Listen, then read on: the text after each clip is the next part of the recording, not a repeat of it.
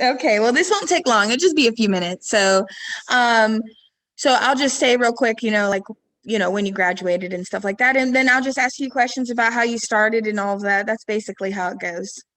Okay, yeah, that works. All right. Okay, let me I had the date out. Hey everybody, this is Nicole here with CellBotics, and I have on the call with me one of our graduates, Jeremy. He actually graduated from our class in September 2019. So it's like a little over a year because this is November 2020. So it's actually not that long, but you've done a lot of things in a year. Hey, what's going on, Nicole? Yeah, we've definitely grown quite a bit. Right. And so you started out mobile, right? We did. I started out mobile with a day job, and it quickly grew to the point where I could not sustain sleeping if I wanted to continue. I was sleeping an hour a night, and so I had to reevaluate, and we decided to go full time with it. That's awesome. So did you have experience in phone repair just so we can get that out of the way? Not really specifically in phone repair, but I had been in electronics, and low voltage and did camera work and Nice. I was an electrician for a while, so I kind of understood the concept of component replacement and general troubleshooting. Oh, okay, good. So it was easy for you to kind of pick up what we taught in class and then like apply it. Yes, ma'am. It was very easy actually. Oh, that's great. Okay. All right. So, yeah, I know that you started doing the mobile.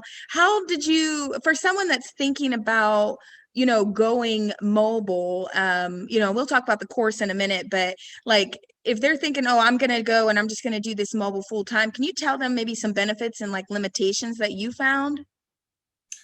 Yes, absolutely. And I'll preface this with saying all the benefits I learned, all the business benefits I learned from Nicole and Cellbotics. I don't think I could have gotten to where I got in the short period of time I did without Cellbotics. Nicole, I Thank really you. appreciate your help. It's been really instrumental. Thank you. But the some of the pitfalls, obviously, I live in a small house. I didn't quite have enough space for me to do this full time. Some entrepreneurs start off in the garage. I don't even have a garage, Right. so I started off in my spare bedroom, and it just quickly just overtook the whole thing.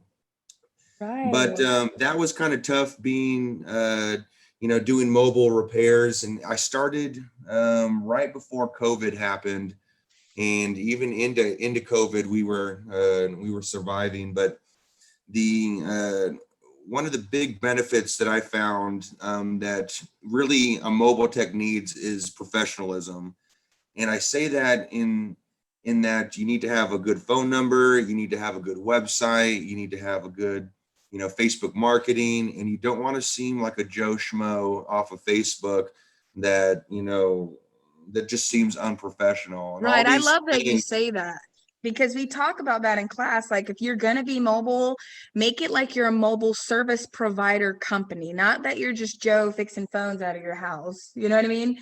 Because people Exactly. will try to lowball you and take advantage of you. And even if you do go down, they'll still go to shops because they'll be like, why is this so cheap? Like they'll Right. always second guess you. So I completely agree with that. So I know you were earning money while you were doing mobile. Have you seen a shift in income since doing your store? How long have you been in the store? So we signed the lease about 2 weeks before the shutdown of COVID, which was really an interesting thing. It kind of was to be frank, my butthole puckered a little Right. as soon as that happened. I was like, oh no, what are we gonna do? But here's the thing in business: you got to learn how to roll with the punches, and you got to Right. learn how to pivot when you need to. So we saw that frustration as a really good opportunity to not only uh, renovate the store in kind of the small way that we were planning, but we decided to shift to do a full It's renovation. beautiful. Your place is very. Yeah, I appreciate it. Oh my It's God, been a I while. was very impressed. And yeah, so that's you started in COVID and you still are, I mean, you're doing well. So that's amazing. Mhm.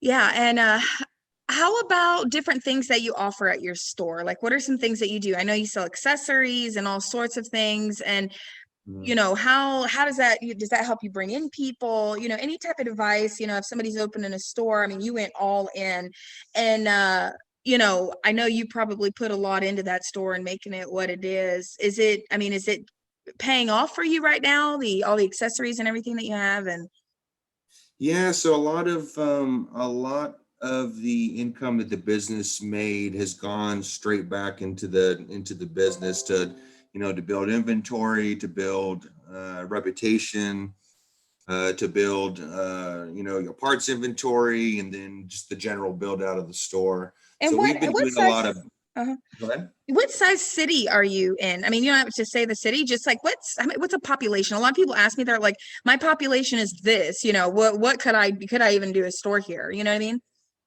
Yeah, we live in a fairly small town. The town itself is like 35,000, Got and it. the surrounding area, the surrounding cities only really make up another 15, 20 or so. So we're looking at 55 to 60,000, and where we're at in the country, um, because we're out here on towards the west coast. I mean, kind of a desert area.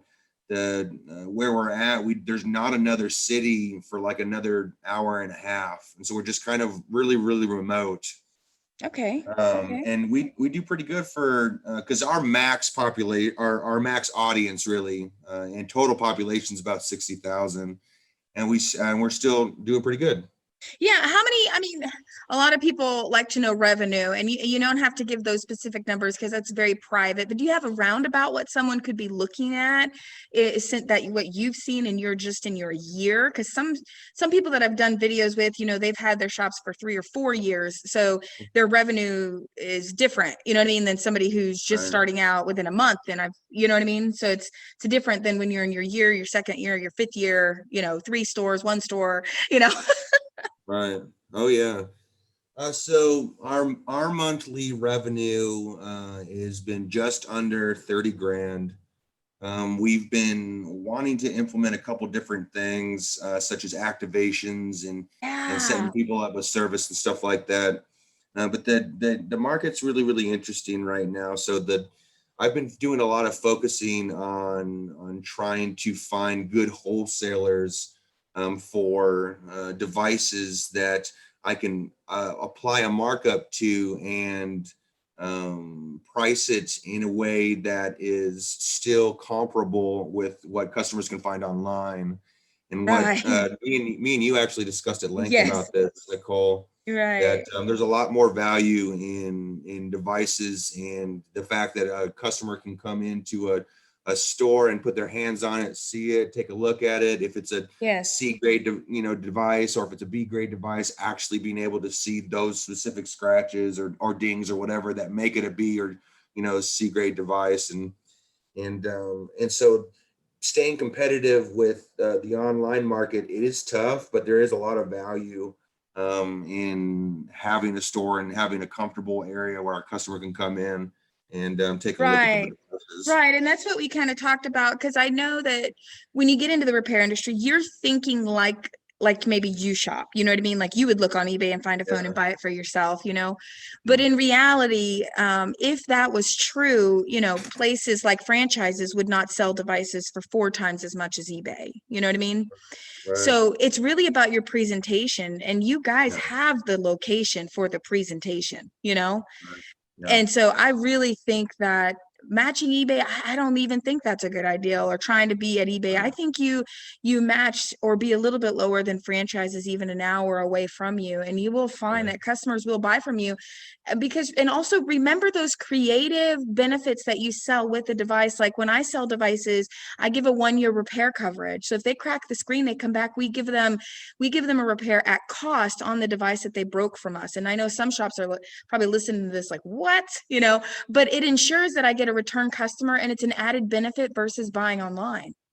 Right. Oh And yeah. so, mhm. Yeah, we have definitely been doing some trial and error with our device sales. We're still pretty new with the device sales. Haven't haven't acquired as many as we'd like, but we're still pushing. It's still Right. that it's the other side of the repair business that we're still really working with. Good, good, good. And then activations. I mean, we give you a whole list of master dealers in the book, but I can connect you with some directly. And I mean, that's like almost free to get set up. Oh yeah, I didn't have to pay nothing. I'm totally set up now. I Oh, just okay, need okay, to, okay. Got yeah, it. I just need to start actually selling it. And so like a big part, it's anything in business is learning. And Right. if you don't learn, then you're going to put yourself at a huge disadvantage. And so I've been spending a lot of time here recently learning about activations so I can start selling it effectively. Oh, that's awesome. Yeah, making sure that they actually get the service they think they're going to get. That was probably Yeah. the hardest thing for me when I started activation years ago was I would just want to sell them the best plan that I would get a profit on, but I found that that's not the best way to do it because I need to understand the service and what it covers and how it actually is in my area, even though the carrier says it's a certain way, you know? So I Right. had to do a lot of asking people, what service are you on? How does it go in this area? Just to learn, really, does that service provider provide the service that they're saying? And then making sure that the customer has the right perception of when that carrier says unlimited, is it actually unlimited or limited to a certain gig based on speed, or you know what I mean? So yeah, Right. I completely get what you're saying. Okay, great. And then, so just one final thing, and you're hiring people, you guys are doing awesome. You've got a great, amazing logo. So you guys just did almost everything that we talked about. But so I want to get back to the class. So for anybody that's thinking about going to a school or maybe just learning this on YouTube, do you have any straight up benefits that you can remember and think of, like versus just trying to learn online and then learning in person? And then just, even though I'm on the call with you, what did you think about the class? I'm definitely open to any Well, type of sure. thing that you felt I wish I would have got more of that, that's fine. But then if you can say anything that you really liked about it, and after class just kind of summarize it. Yeah, absolutely. So I'll preface this with saying this was all before COVID, and so like being able to be up close and personal was still not totally forbidden. So Right. that was really, really great. But the being able to tear down a phone there in the class and have Nicole basically walk you through all of it was really, really, really beneficial for me. So, and this will seem really insane.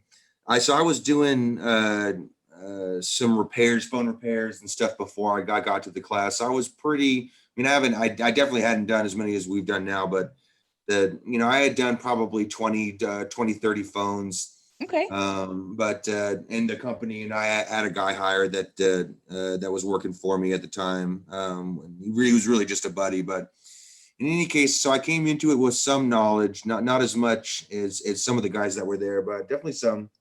And there was a couple techniques that I learned that I just would never have thought of. For example, when tearing down a phone, having that metallic pad where you can put screws and draw the diagrams, that was Right. just something I never thought of doing. But it Right. was genius because when you're tearing down a phone, when you put the wrong screw into the wrong hole, you could do a lot of damage.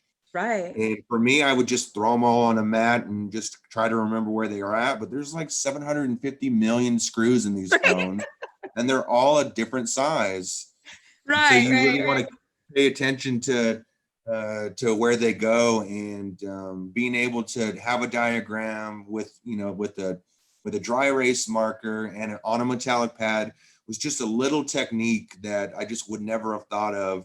And here's the thing, Nicole taught me all sorts of techniques, so it's not just that technique that I learned. That's just my favorite, but Right. all these little techniques that you'll learn from her class, even as someone coming into it with experience, really just was a huge force multiplier. Right, right. Well, thank you so much. All right. Well, I don't have any other questions for you, and I really appreciate you doing this call with me. I know you're really busy, and I'm really busy. We're doing the new space, and Yeah, so we've been working forever to try to get on the call. So I really appreciate you doing that, and I wish the best of luck to you and your wife as you guys continue to grow your business. I appreciate that. All Yeah, right. Well, I I'll talk to definitely you appreciate later. that. And Yes, ma'am. Have a good all one. right. Thank you. You too. Bye bye.